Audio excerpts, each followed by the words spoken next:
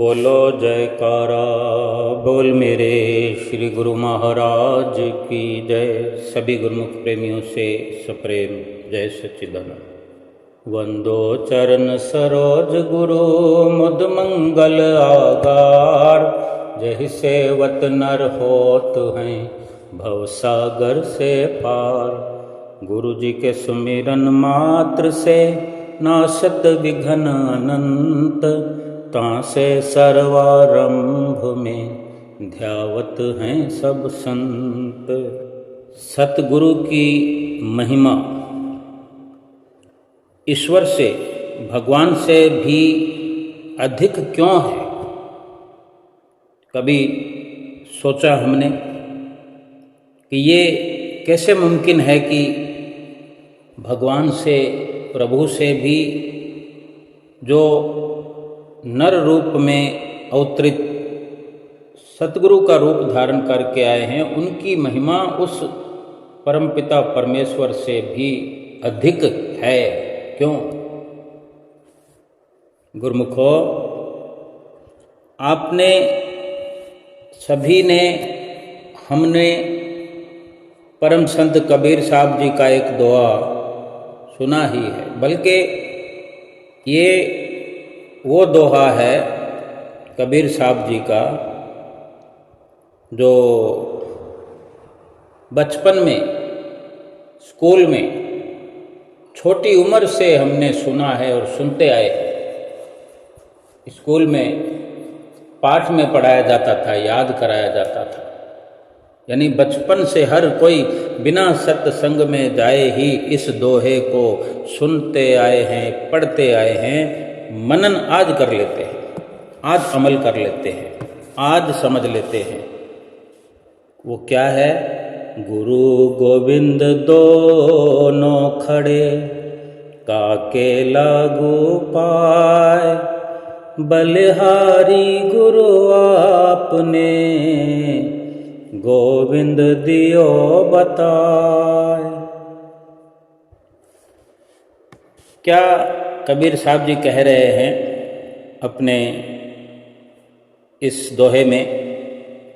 हमें क्या समझना है कि गुरु और भगवान, सतगुरु और भगवान दोनों मेरे सामने खड़े हुए हैं। अब मैं पहले अपने सतगुरु को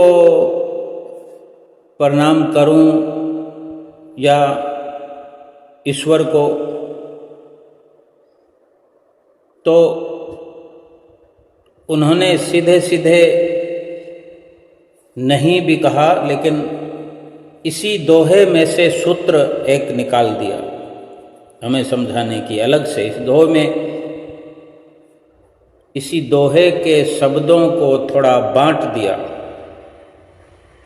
और ये उच्चारण किया गया कि अंत में जो लाइन है उसको फिर से रिपीट कर दिया और इसको जवाब की जगह रख दिया कि वो क्या है? जिन गोविंद दियो मिलाए। जिस सतगुरु ने,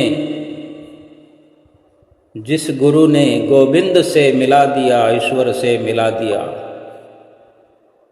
सतगुरु ने ही हमें सदा समझाया है ना। हम खुद विचार करें कि सतगुरु ही हमें भगवान से, ईश्वर से मिलाने का रास्ता रोज बताते हैं, बताना चाहते हैं और बता रहे हैं। यानी कि अगर सतगुरु न बताएं तो हमें कैसे पता लगे कि ईश्वर तो सभी जगह मौजूद है। बेशक स्कूल में भी बताया हो हमें कि ईश्वर तो कण कण में है, तीनों लोकों में है, ईश्वर हमारे अंदर है, सारे ब्रह्मांड में है। कौन सा ऐसा स्थान है जहाँ पर ईश्वर नहीं है? बेशक ये हम तब जानते हों जब सतगुरु की शरण भी हासिल नहीं की हो। लेकिन इतना जानने पर क्या हम अपने आप को ईश्वर से मिला पाए, गोविंद से मिला पाए? क्या हम उससे मिल पाए? क्या उससे मिलने का मात्र एहसास भी कर पाए?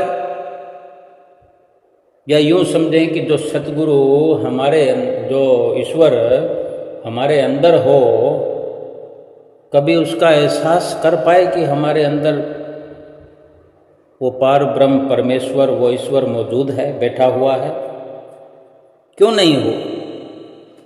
ये सब कुछ जानते हुए कि ईश्वर हमारे अंदर है, तीनों लोकों में है, कण कण में है, ब्रह्मांड में है, सब जगह पर है, लेकिन फिर भी हम अपने आप को जब देखें अकेला पाते हैं। जब कोई मुश्किल की घड़ी आती है या ऐसा लगता है कि उसने मुझे धोखा दे दिया, किसी रिश्तेदार से कोई आपस में ठन आई, तो हम सोचते हैं कि मैं तो अकेला हूँ, या मुझे सबने अकेला कर दिया। समझने का एक ही भाव है कि हम अपने आप को अकेला क्यों पाते हैं। अगर किसी भीड़ में हैं, चाहे मित्रों की हो, रिश्तेदारों की हो, कुटुंबियों संबंधियों की, घर वाले भाई बहनों की, उनके साथ में बैठे हैं तो एक अलग वातावरण होता है। और जब उनसे न्यारे होते हैं, कहीं अगर वॉक करने जाते हैं, कहीं बाजार में जाते हैं, कहीं जंगल के रास्ते में चले जा रहे हैं, कहीं रेलगाड़ी में हैं, तो वो एक मुसाफिर बने हुए और उस मुसाफिरी में अपने आप को अकेला समझते हैं कि मैं तो अकेला ही हूँ इस ट्रेन में। अगर कोई फ़ोन आ जाए या कोई हमसे पूछ ले कौन कौन जा रहे हो इस सफ़र में, तो हम कहते हैं मैं तो अकेला हूँ। आपको आपके किसी के साथ होने का एहसास तो होता ही नहीं है। सब जगह है अगर ईश्वर, तो जब भी हमें कष्ट, दुख, कोई मुसीबत आती है, कोई हमारे साथ दुर्घटना, कोई घटना हो जाती है, तो सब जगह अगर ईश्वर है तो फिर वहाँ से प्रकट होकर हमारी रक्षा क्यों नहीं करते? गुरुमुखो, परम संत कबीर साहब जी ने ऐसे ही नहीं इशारा कर दिया कि मैंने पहले सतगुरु को प्रणाम करने का निर्णय लिया। उन्होंने जो कहा इशारे में ही कि जिसने गोविंद से मिलाया, जिसने गोविंद का रास्ता बताया, ईश्वर का रास्ता बताया, मैंने तो उसी को प्रणाम करना ठीक समझा और किया। तो उन्होंने ये फैसला यूं ही नहीं लिया, इसके पीछे बड़ा कारण है कि ईश्वर भले ही कण कण में हो, सब जगह हो, ब्रह्मांड में हो, घट में हो, घर में हो, बाहर हो, हर किसी के अंदर विद्यमान हो। लेकिन जब तक ईश्वर हमें मिलते नहीं, तब ईश्वर होने का हमें लाभ क्या हुआ? हमारी ईश्वर से कोई मुलाकात नहीं, ईश्वर से बात नहीं, चाहे हजारों ईश्वर होने के हम परिणाम अपने मुंह से करते रहें गुणगान, लेकिन ईश्वर का लाभ तो हमें नहीं हुआ कि वहाँ ईश्वर हैं और हम जाके उनसे मिल लें, उनसे बात कर लें, उनसे कोई अपनी विपदा उनको वर्णन करें, कोई सुविधा उधर से मिल जाए, कोई उलझा हुआ कार्य हमारा सुलझा दें, कोई बिगड़ी दशा हमारी बना दें ईश्वर। जब होंगे तभी तो ये मुमकिन है, जब मिल जाएं तभी तो मुमकिन है, लेकिन वो मिले ही नहीं हमें, तो उनका लाभ कैसे हमें प्राप्त होगा। यानी ईश्वर का हमें कोई लाभ नहीं जब तक हम उनसे मिल नहीं लेते। सतगुरु को प्रणाम किया जाता है। इस संसार में भगवान से बढ़कर सतगुरु की महिमा के गीत गाए जाते हैं। सतगुरु की महिमा को उच्च बताया जाता है, ऊंचा दर्जा दिया जाता है, समझा जाता है, लेकिन इसको दिल से कितना स्वीकार किया जाता है, ये तो आपके और हमारे समझने का विषय है कि हमारे ख्यालात कैसे हैं, हमारे विचार कैसे हैं। क्या हम अपने दिल में ये विचार पक्का कर पाए हैं, स्वीकार कर पाए हैं कि वाकई हमारे अंदर ईश्वर मौजूद है, ईश्वर विराजमान है, हर जगह है। ये सतगुरु की कृपा है कि वे हमारे जीवन में आए। ये हमारे ऊंचे भाग हैं कि हमें सतगुरु से मिलने का अवसर प्राप्त हुआ। और सतगुरु ने ही हमें नाम दान देकर, नाम जपते हुए, नाम जपाकर हमारे मस्तिष्क पर मौजूद तीसरे नेत्र को खोलने का काम किया। तीसरे नेत्र को खोलने का रास्ता बताया, युक्ति बताई, तीसरी आँख को खुलवाया और हमारे भीतर भरा पड़ा खजाना जिसे हम ईश्वर कहते हैं, जहाँ ईश्वर है वहाँ तो खजाना है, ये सतगुरु की कृपा से ही हमने पाया है या पाने के प्रयास में लगे हुए हैं, तो प्राप्त कर ही लेंगे। लेकिन सतगुरु ने कृपा करके जो भीतर सतगुरु नाम का खजाना पड़ा हुआ है, वो सतगुरु ने ही एक प्रकार से नहीं बल्कि यकीनन हमारी हृदय रूपी झोली में डाल दिया है और हमारे मोक्ष का मार्ग प्रशस्त कर दिया है, जिनकी कृपा से ये सुंदर रास्ता मिला, ये सुंदर सुंदर तरकीबें मिली, युक्तियाँ मिली। वो सतगुरु ही तो हुए और उन्हीं सतगुरु को भला कैसे पहले प्रणाम न करें हम। वही प्रणाम के योग्य हैं, नमन करने के योग्य हैं। ऐसे सतगुरुदेव महाराज जी के, श्री परमहंसों के श्री चरणों में हमारा फिर से साष्टांग दंडवत प्रणाम है। जब जब भी श्री सतगुरुदेव महाराज जी का हम नाम लेते हैं, जयकारा लगाते हैं, अंदर ही अंदर मस्तक नत हो जाता है, मस्तक झुक जाता है। बाहर से तो झुकता ही है, अगर कभी अकेले बैठे हों तो अंदर से वो झुकने झुकाने की जो प्रक्रिया है उसको महसूस करने लगते हैं कि झुकना झुकाना क्या है, विनम्रता का क्या है। ये सब सतगुरु से ही हमें प्राप्त हुआ।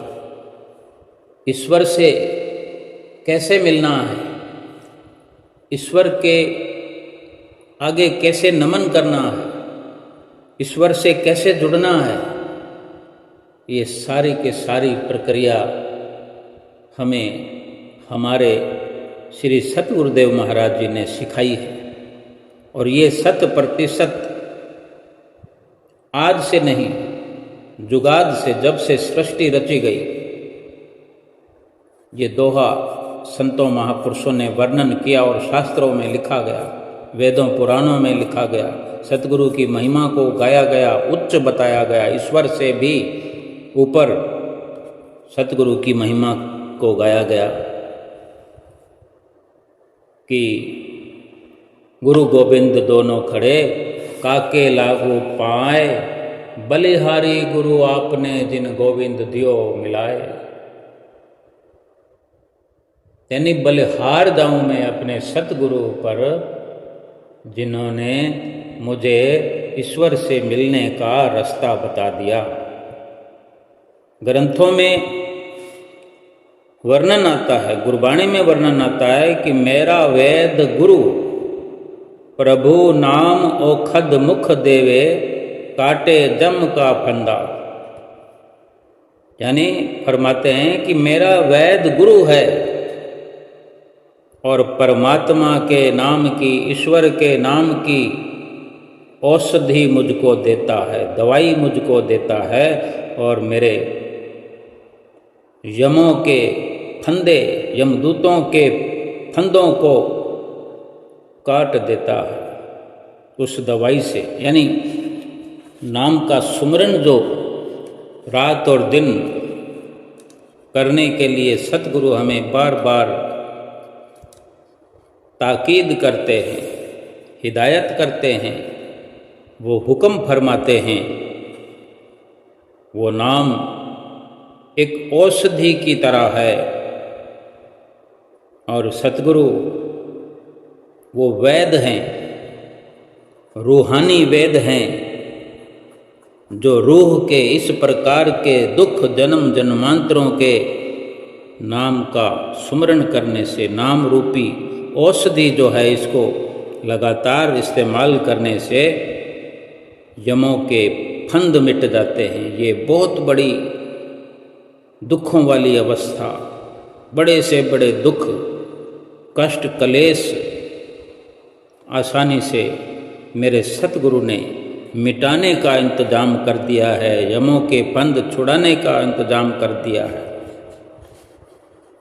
इसीलिए गुरुमुखो, एक सतगुरु का शिष्य सतगुरु को नमन करता है, समर्पित होता है कि हे गुरुदेव, ऐसा भाव रखते हुए अनेक अनेक बार ये प्रार्थना करता है कि हे सतगुरु, अगर आप न मिले होते, मैं आपके चरण शरण में ना आया होता, ईश्वर तो चारों तरफ है, मेरे आसपास भी है, मेरे अंदर भी है, मेरे रोम रोम में है, लेकिन तब भी मैं ईश्वर से दूर ही रहता। यानी ईश्वर हमारे अंदर हो, आसपास हो, सामने हो, आगे पीछे हो, इधर उधर हो, कण कण में हो, और हम मिल न पाएं, जीवन भर न मिल पाए, तो विचार करो कितना नुकसान हो जाने वाला है। सतगुरु का दर्जा जीवन में कितना बड़ा है, सतगुरु का मिल जाना। ये जो हम समझते होंगे कि हम अकेले हैं, अगर सतगुरु से नाम दान मिला है, नाम की बख्शिश हुई है, अगर नाम का सुमरन करते हैं, तो यकीनन ये ख्याल कभी आ ही नहीं सकता कि मैं अकेला हूँ, मेरा कोई नहीं है।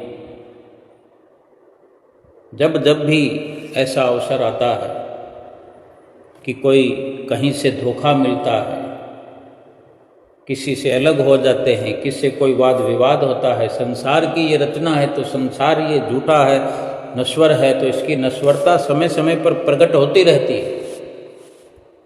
तब तब ये अवसर हमें मिलता है समझने का कि मैं अकेला नहीं हूँ। जो असल साथी है, जो वास्तव में हमारा अपना है, वो तो हमारे साथ है। ये उसी वक़्त एहसास होता है कि मैं किसका हूँ और मेरा कौन है। वही सतगुरु जो हमें एहसास दिलाते हैं ईश्वर के होने का, वो फिर जुबां पर चढ़ कर के बोलता है। सतगुरु का वचन फलीभूत होता है कि मेरे सतगुरु मेरे साथ हैं, मेरा प्रभु मेरे साथ है, नाम की ताकत मेरे साथ है। ये जीवन में अवसर मिलते हैं समझने के, लेकिन सुमरन न करने की वजह से, सतगुरु की बात न समझने की वजह से, कानों के रास्ते हृदय में सतगुरु के वचन न बसाने की वजह से ये समझ नहीं पाता जीवन भर इंसान, भले ही नाम लेकर फिरता रहे। सतगुरु ने नाम दे करके दया कर दी, उपकार कर दिया। उस नाम की औषधि को इस्तेमाल तो हम ही ने करना है। नाम नहीं जपेंगे तो आत्मा का तो घात होता रहेगा ना, आत्मा की हत्या होती रहेगी, आत्मा का हनन होता रहेगा। नाम न जप ही है ता आत्मघाती। और जीवन भर ढूंढते रहे, ढूंढ सभी रहे। जिन्हें सतगुरु की शरण नहीं मिली, जिन्होंने सतगुरु की तलब नहीं की, सतगुरु की शरण प्राप्त नहीं की, ईश्वर को वो भी ढूंढ रहे हैं। लेकिन वो ढूंढते रहेंगे, इस जन्म भी ढूंढेंगे, आगे के जन्म भी ढूंढेंगे। जब तक सतगुरु की शरण हासिल नहीं करेंगे, चाहे वो 1000 जन्म लें, लाख जन्म लें, करोड़ जन्म लें, ईश्वर को तो ढूंढते ही रहना पड़ेगा। ईश्वर की प्राप्ति नहीं हो सकती, नहीं हो सकती, नहीं हो सकती। जंगल जंगल ढूंढ रहा है मृग अपनी कस्तूरी को, कितना मुश्किल है तय करना खुद से खुद की दूरी को। खुद से जो हमने दूरी बनाई है, हम कहाँ हैं? हम शरीर रूप में कहाँ रहते हैं? और जो असल रूप में हम जीवात्मा हैं, उसको कितना दूर किया हुआ है हमने। जीवात्मा का ही तो साक्षात्कार करना है, इसी को तो देखना है, इसी को समझना है, इसी को जानना है। जैसे मृग, हिरण, जिसकी नाभि में कस्तूरी हुआ करती है, ये भी हमने बचपन में पढ़ा सुना है। ये दोहे, अनेकों दोहे ऐसे। ये भारत देश है, ये भारत देश की भी एक बड़ी गरिमा है।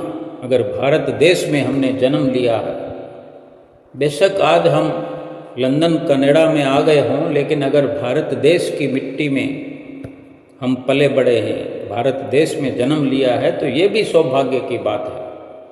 क्योंकि भारत देश की धराधाम पर ही अनेकों अनेक संत महापुरुष आते रहे हैं, अवतरित होते रहे हैं, और आज भी श्री परमहंस अवतार के रूप में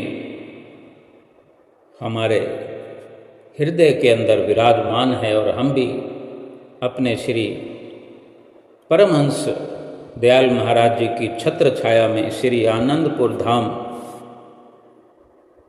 के हम शिष्य कहलाए जाते हैं, सेवक कहलाए जाते हैं। हमारे लिए मुश्किल नहीं है, हम खुद से दूर नहीं हैं। अगर सतगुरु के बताए रास्ते पर चलते हैं, अगर सुमरन करते हैं, तो हम बहुत नज़दीक से नज़दीक, अपने आप से नज़दीक होते जाते हैं। और जो सुमरन से खाली हैं, वो दूरी से दूरी उनकी बढ़ती जाती है। अपने आप से भला कोई दूर हो जाए। ये दुनिया तो एक दूसरे से नज़दीक होने की बातें करती है या दूर होने की बातें करती है, लेकिन महापुरुष ही, ये सतगुरु ही समझाते हैं कि तुम दुनिया को नापने का प्रयास करते हो, दुनिया को जीतने का प्रयास करते हो, दुनिया पर हुक्म बजाने का प्रयास करते हो। अपने मन को जीतो, अपने मन को पढ़ो, अपने मन को काबू में करो, मन को जीतने का प्रयास करो। जग जीतने से बढ़कर है नफ्स जीत लेना, इस नफ्स का मारा मारा ही मैं जा रहा हूँ। ये रावण ने कहा था लक्ष्मण से, जब भगवान श्री रामचंद्र जी महाराज ने लक्ष्मण को रावण के पास भेजा था कि रावण से कुछ संदेश लेकर के आओ, कुछ शिक्षा लेकर के आओ। वो विद्वान था। तब लक्ष्मण को रावण ने यही कहा अंतिम श्वासों में, अंतिम समय में, कि अफसोस है लक्ष्मण कि मैं अब जा रहा हूँ। अफआल जो किए थे फल उनका पा रहा हूँ। जग जीतने से बढ़कर है नफ्स जीत लेना, इस नफ्स का मारा मारा ही मैं जा रहा हूँ। नफ्स यानी ये मन। इतनी बड़ी शिक्षा लक्ष्मण ने रावण से प्राप्त की, क्या हम नहीं पा सकते? रामायण को तो अनेकों बार पढ़ते हैं, सुनते हैं, लेकिन फिर भी क्यों नहीं मन को जीत लेते?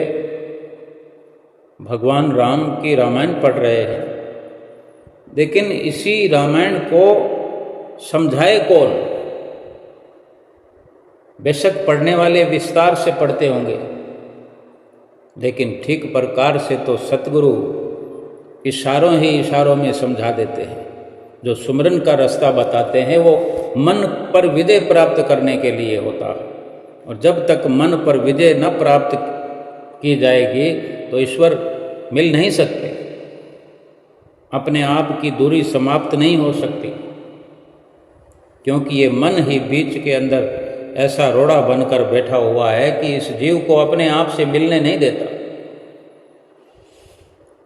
लेकिन सतगुरु ने तमाम दूरी इस जीव की मिटा दी है और इसको ईश्वर परायण कर दिया है, क्योंकि जो सुमरन का रास्ता बताया है, सुमरन करते करते करते करते मन मर जाता है, मन मर जाता है, और जो बहुत बड़ा रोड़ा ईश्वर और जीव के बीच में है वो रोड़ा हट जाता है और रास्ता साफ हो जाता है और जीव का और ईश्वर का मिलन हो जाता है।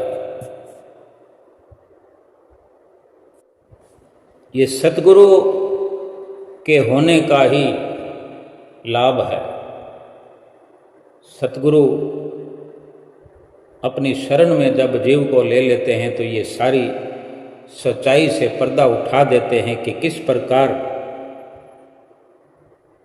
जंगल में कस्तूरी को ढूंढता फिरता है हिरण,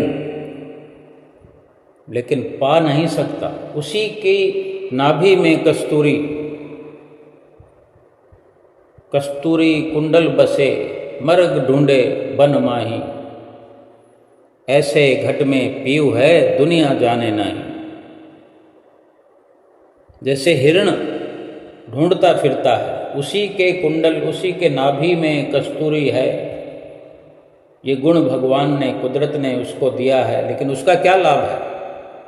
वो तो झाड़ियों में ढूंढता है, जहरीली कांटों वाली झाड़ियों में ढूंढ ढूंढ कर, मुंह मार मार करके, क्योंकि उसकी नाक में वो खुशबू उसको इतना मदमस्त करती है कि वो बेचैन हो जाता है।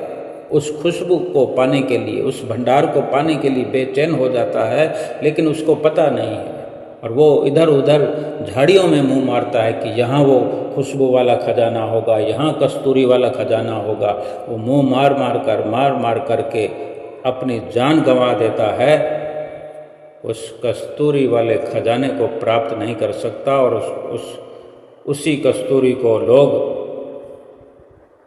निकाल कर ले जाते हैं और खूब माल कमाते हैं, लेकिन जिसके पास भंडार था वो जीवन भर महरूम रहा। ऐसे ही ये जीव अपने ही घट में वो ईश्वर है, मौजूद है, सदा मौजूद है। ऐसा नहीं है कि वो ईश्वर 24 घंटे में थोड़ी देर के लिए हमारे हृदय में होता है और उसी वक़्त हमें सुमरन करना होता है या उसी वक़्त हमें प्रार्थना करनी होती है, सतगुरु के बताए रास्ते पर चलना होता है, और उस वक़्त अगर लापरवाही हो जाए तो फिर बाकी के घंटे का ये अवसर नहीं होता। 24 घंटे सतगुरु जो रास्ता बताते हैं, 24 घंटे किसी भी समय उस रास्ते पर चला जा सकता है, ईश्वर तक पहुंचा जा सकता है। यानी नाम की कमाई किसी भी वक्त की जा सकती है। कोई अगर ये विचार करे कि ये केवल इस समय पर सुमरन हो सकता है और इस समय पर नहीं, सबसे पहले तो ये विचार हमारे अंदर बैठ जाए कि हम 24 घंटे में से किसी भी समय करें, चाहे कितने बजे ही करें, लेकिन पर्याप्त मात्रा में सुमरन करना जरूरी है। पर्याप्त मात्रा में सुमरन किए बिना ईश्वर से मिलन नहीं हो सकता। ये विधि का विधान है, ये कुदरत की कार्रवाई है जो निश्चित तौर पर करनी है। अगर एक पेट की भूख मिटाने के लिए रोटी बनाना हो तो उसको एक पर्याप्त मात्रा में समय दिया जाएगा। आटा गूंथते हुए भी, बेलते हुए भी, रोटी बेल करके तवे पर डालने पर भी अगर ज़रूरत से ज़्यादा आग जला दी जाए एक साथ बहुत जल्दी रोटी सेकने के लिए तो रोटी जल जाएगी। यानी पर्याप्त मात्रा में बैलेंस करने की ज़रूरत है। लेकिन रोटी जिस वक़्त भी चाहें हम बना सकते हैं, रात को भी बना सकते हैं, दिन को भी बना सकते हैं, संध्या वेले, अमृत वेले, किसी भी वक्त। तो केवल यही नियम पक्का करना है कि रोटी बनानी है, भूख मिटाना है तो जिस वक़्त भूख लगे रोटी अगर तैयार होगी तो भूख मिटाई जा सकती है। लेकिन ये मनुष्य जीवन ही पूरी भूख समझ ले कि पूरा जीवन ही हमें भूख लगी हुई है। इस जीवन में ये इंतज़ार नहीं करना है कि परमात्मा की भूख कब लगेगी, परमात्मा के ईश्वर से मिलने की भूख। ये पूरा जन्म जो है अपनी भूख को समझना है कि पूरा जीवन ही मुझे नाम की कमाई की खुराक चाहिए। बचपन से लेकर यानी शुरू से लेकर अंत तक सुमरन ही सुमरन करना है। बाकी सब कार्य करते रहो, लेकिन इंसान सब कार्य तो करता है, शरीर के लिए तो सभी कार्य करता है, जीवात्मा की भूख का कार्य नहीं कर पाता। इसलिए जीवन भर वो अपने प्रयासों से ईश्वर की जो उसके अंदर है उसकी खोज बाहर करता है, बाहर भटकता है, इधर भटकता है, उधर भटकता है। कभी रात को जागरण करता है, कभी दिन में जागरण करता है।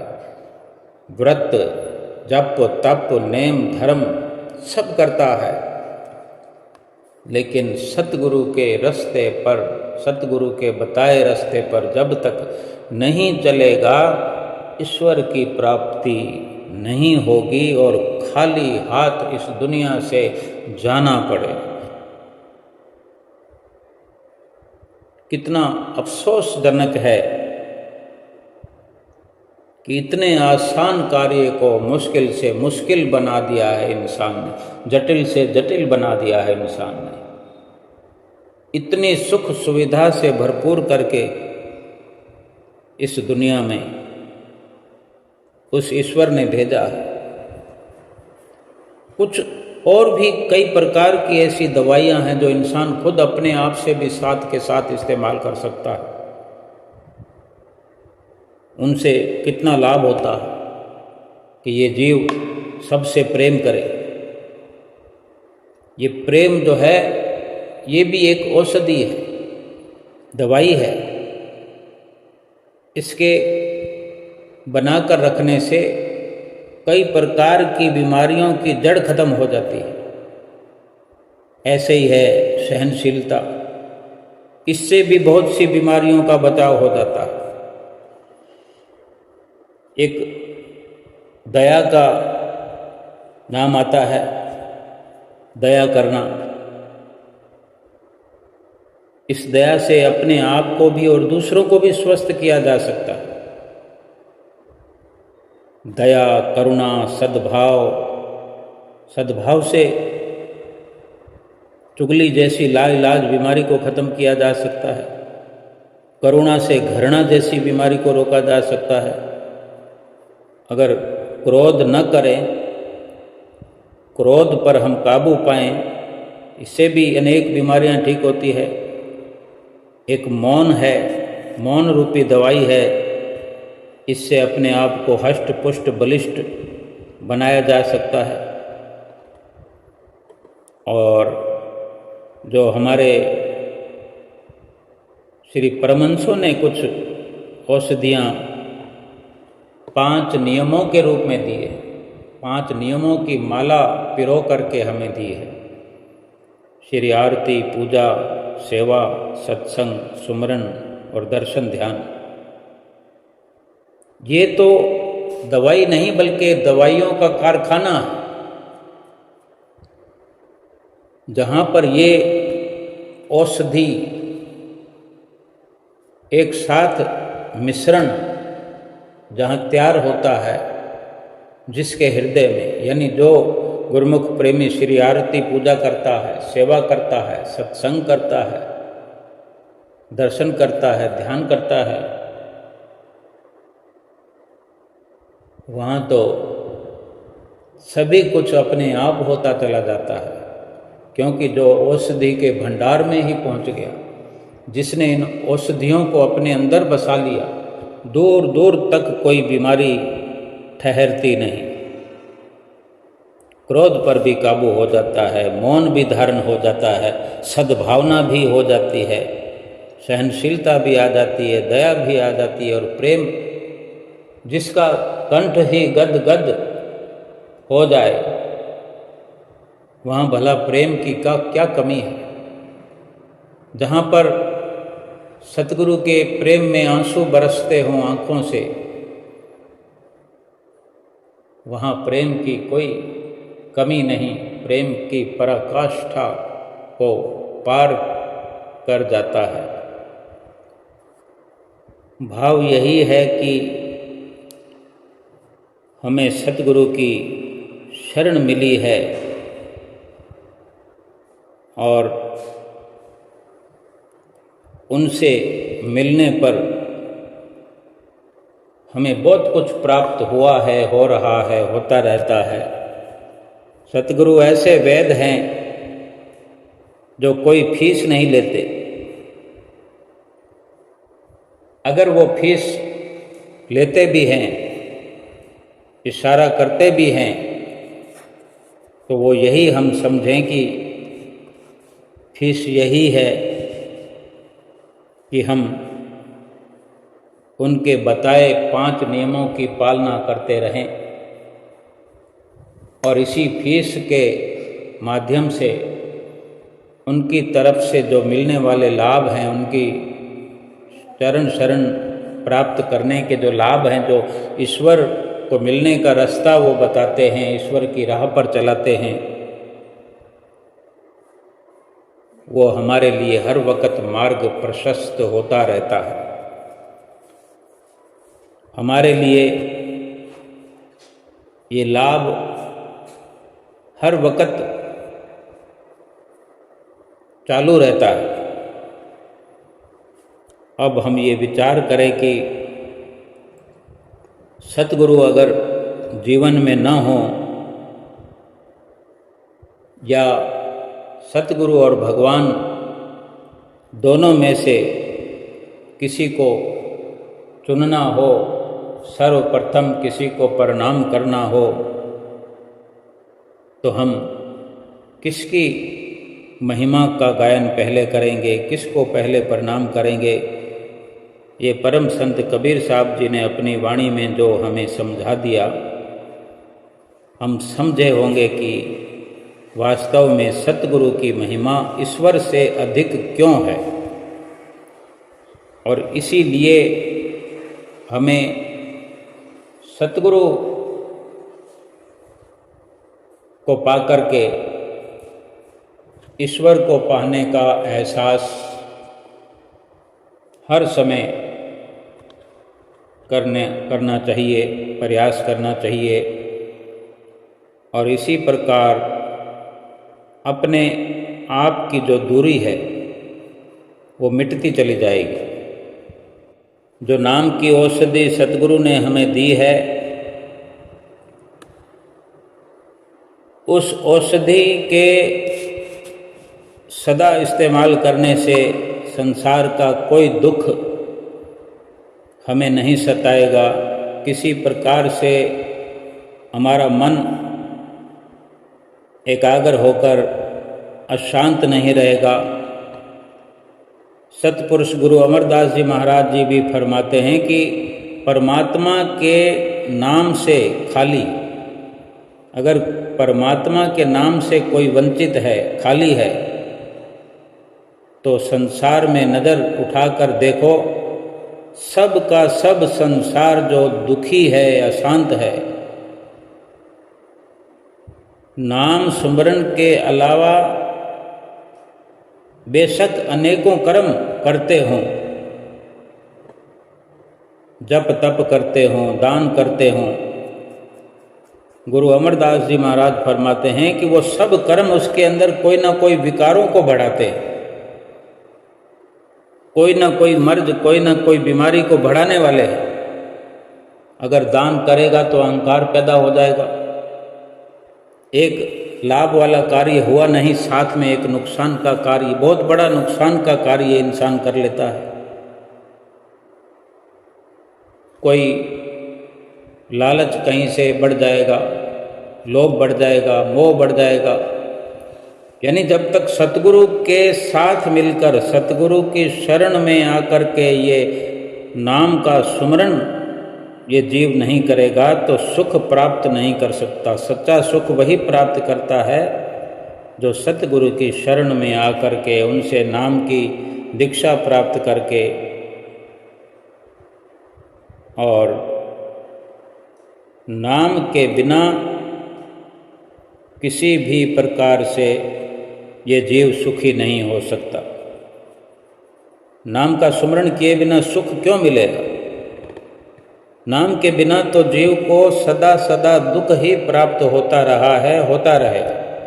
चाहे किसी की उम्र 50 साल की हो, चाहे 80 साल की हो, चाहे 100 साल की हो, सारी की सारी उम्र अगर नाम के बिना बीत गई, सतगुरु के बिना जीवन व्यतीत हो गया, तो इस दुनिया से वो खाली हाथ चला गया।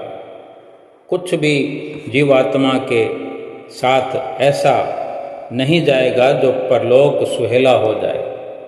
ये लोक भी सुहेला नहीं हुआ और परलोक भी बिगड़ गया। आए थे जिस काम को भूल गई वो बात, अब क्या मिलिए राम सो जब दोनों खाली हाथ। जिस काम को करने के लिए इस दुनिया में आए उसको तो हमने भुला दिया। अब उस राम से, उस कृष्ण से, उस ईश्वर से क्या मिलेंगे, क्या मुंह दिखाएंगे? दोनों खाली हाथ हैं। जो उनकी पसंद का था ले जाना, नाम की कमाई को, नाम रूपी धन को कमाकर अपने हाथों में ले जाना था, जो प्रभु पसंद करने वाले हैं, वो तो हमने हाथ खाली रखे हुए हैं। ऊपर से पापों की पोटली बांध करके हम ले चले हैं, सिवाय शर्मिंदगी के और कुछ नहीं होने वाला। तो महापुरुष तो हमें बार बार यही फरमाते हैं कि दूसरे जितने भी काम हैं, अपनी मर्जी से जो प्रभु का नाम लेना है, अपनी मर्जी से जो ईश्वर को प्राप्त करना है, वो छोड़ करके सतगुरु की शरण में आए। और सतगुरु की शरण में आकर के भी अगर अन्य अन्य कामों में, अन्य अन्य तरीकों में लग करके ईश्वर प्राप्ति में लगे हैं, तो फिर वो भी गलती पर हैं। जब एक साफ सुथरा रास्ता मिल गया है, जो संभालने वाला मिल गया है, जो रक्षा करने वाला मिल गया है, तो जीव क्यों ना अपने आप को पूर्ण रूप से समर्पित करे, 100% अपना समर्पण करे, गुरुमति धारण करे, अपनी मनमति का त्याग करे। दिखाने की जो इस जीव में हमेशा से, इस लोक से नहीं बल्कि जन्म जन्मांतरों से इसकी चाहना रही है कि मैं दिखता रहूं, मैंने ये किया, मैंने वो किया। ये मन की मति है जो सरासर इसको छोड़ना पड़ेगा। और गुरु की मति धारण करने का अभिप्राय ये है कि जो सतगुरु की शरण हमें मिली है, सतगुरु की रहनुमाई में चलते चले जाएं। सतगुरु ने जो हमें 5 नियमों की पालना के बारे में रोज़ हमें समझाया है, रोज़ समझा रहे हैं, कल भी समझाया था, आज भी समझा रहे हैं कि नित्य प्रति 5 नियमों की पालना अवश्य करनी, 2 घंटे भजन सुमरन अवश्य करना। इसमें पूरा का पूरा हम अपने समय का निवेश करें, अपने समय का सतगुरु की जो वाणी है, अपने पूरे समय का इन्वेस्ट करें। सतगुरु हमें 2 घंटे भजन सुमरन के लिए नित्य प्रति कहते हैं, प्यार से समझाते हैं, अपना समझकर समझाते हैं। हम भी उनके वचनों में वो प्रेम जो भरा हुआ है उसको समझते हुए पूरा पूरा अमल करें कि हमारे लिए ही वो ईश्वर, वो परमात्मा मनुष्य रूप लेकर इस धराधाम पर अवतरित हुए हैं कि हमें वो इस माया नगरी से निकालना चाहते हैं। मोह माया की आग से झुलसतो हुओं को सदा सदा के लिए निकाल कर अपने साथ शीतल प्रदेश में ले जाना चाहते हैं, अपने धाम में ले जाना चाहते हैं। जो जीवात्मा का परम धाम है, परम पिता परमेश्वर का जहाँ निवास है, वहाँ पहुँचाना चाहते हैं। परमात्मा से जीवात्मा का मिलन कराना चाहते हैं। तो हम भी ये विचार करें कि हम कितने भाग्यशाली हैं। किन्हीं किन्हीं लाखों में से एक, करोड़ों में से एक ऐसे हमारे जैसे गुरुमुख प्रेमियों को ये अवसर मिलता है, मिला हुआ है, और हम इस अवसर का पूरा पूरा लाभ उठाएं और पूरा पूरा लाभ उठा करके इस लोक को सुखी करें, परलोक को सुहेला करें, सतगुरु की प्रसन्नता यहाँ भी हासिल करें और वहाँ भी परमपिता परमेश्वर की प्रसन्नता प्राप्त करें। सदा सदा के लिए अपनी जीवात्मा को जन्म मरण के चक्कर से आज़ाद करा के सुख स्वरूप हो जाए। बोलो जयकारा बोल मेरे श्री गुरु महाराज की जय।